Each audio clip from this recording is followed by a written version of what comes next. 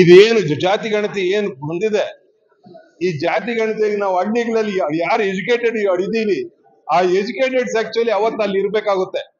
ಆ ಎಜುಕೇಟೆಡ್ಸ್ ಇದ್ದು ಸ್ವಲ್ಪ ಅನ್ಎಜುಕೇಟೆಡ್ಸ್ ಏನು ವಿಷಯ ಗೊತ್ತಾಗೋದಿಲ್ಲ.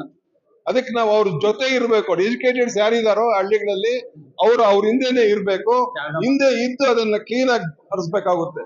ಉಪಜಾತಿಯಲ್ಲೂ ಒಕ್ಕಲಿಗ, ಇದ್ರಲ್ಲೂ ಒಕ್ಕಲಿಗ. ನಾವು ಸಾಲ ಇದ್ದೀವಿ, ಬ್ಯಾಂಕ್ ಸಾಲ ಇದ್ದೀವಿ, ಆಚೆ ಸಾಲ ಇದ್ದೀವಿ, ಏನಿದ್ರೆ ಸಾಲ ಕರೆಕ್ಟ್ ಆಗಿ ಹೇಳಿ. ನೀವ್ ಹೇಳ್ತಾ ಇದ್ರು ಕೂಡ ನಿಮ್ದೇನಾದ್ರು ಪ್ಯಾನ್ ಕಾರ್ಡು ಮತ್ತೆ ನಿಮ್ ಆಧಾರ್ ಕಾರ್ಡು ಎರಡೂ ನೀವೇನಾದ್ರು ಅದ್ರಲ್ಲಿ ಲಿಂಕ್ ಮಾಡಿದ್ರೆ ನಿಮ್ದು ಏನ್ ಪ್ರಾಪರ್ಟೀಸ್ ಇದೆ ಎಲ್ಲ ಗೊತ್ತಾಗುತ್ತೆ. ಎಲ್ಲಾ ಪ್ರಾಪರ್ಟೀಸ್ ಇನ್ಕಮ್ ಟ್ಯಾಕ್ಸ್ ಡಿಪಾರ್ಟ್ಮೆಂಟ್ ಇಂದ PAN card Aadhaar card link ಆಗ್ತಾ ಇದೆ. ಈಗ ಯಾವ ಸಬ್ ರಿಜಿಸ್ಟರ್ ಆಫೀಸ್ ಅಲ್ಲೂ ನಿಮಗೆ ಆಧಾರ್ ಕಾರ್ಡ್ ಇಂದ ನಿಮ್ಗೆ ಯಾವ ಜಮೀನು ರಿಜಿಸ್ಟರ್ ಆಗಲ್ಲ. ಸೊ ಆಧಾರ್ ಕಾರ್ಡ್ ಜೊತೆಗೆ ಪ್ಯಾನ್ ಕಾರ್ಡ್ ಇದೇ ಇರುತ್ತೆ. ಹಂಗಾಗಿ ನಿಮ್ ಪ್ರಾಪರ್ಟೀಸ್ ಆಗ್ಲಿ ನಿಮ್ ಇದಾಗ್ಲಿ ನೀವು ಮುಚ್ಚಳಿಕೆ ಏನು ಮಾಡಕ್ ಆಗಲ್ಲ. ಬಟ್ ಏನಂದ್ರೆ ಒಂದು ಒಳ್ಳೆ ವಿಷಯ, ನೀವು ಕರೆಕ್ಟ್ ಆಗಿ ಇರೋ ಸಾಲನ ಎಕ್ಸ್ಪೋಸ್ ಮಾಡ್ಬೇಕು. ಆಮೇಲೆ ನನಗೆ ಇಲ್ಲ ಸಾಲ ಇಲ್ಲ ಅಥವಾ ನನ್ನ ಹತ್ರ ಆಸ್ತಿ ಹೆಚ್ಚಾಗಿದೆ ಅಂತ ಹೇಳಿದ್ರು ಕೂಡ ಗೊತ್ತಾಗ್ಬಿಡುತ್ತೆ. ದಯವಿಟ್ಟು ಎಜುಕೇಟೆಡ್ಸ್ ಯಾರಿದ್ದೀರಿ ಹಳ್ಳಿಗಳಲ್ಲಿ, ಪ್ರತಿ ಹಳ್ಳಿಯಲ್ಲೂ ಎಜುಕೇಟೆಡ್ಸ್ ಯಾರಿದ್ದೀರಿ ಅವ್ರ ಜೊತೆಯಲ್ಲಿ ಇರ್ಬೇಕು.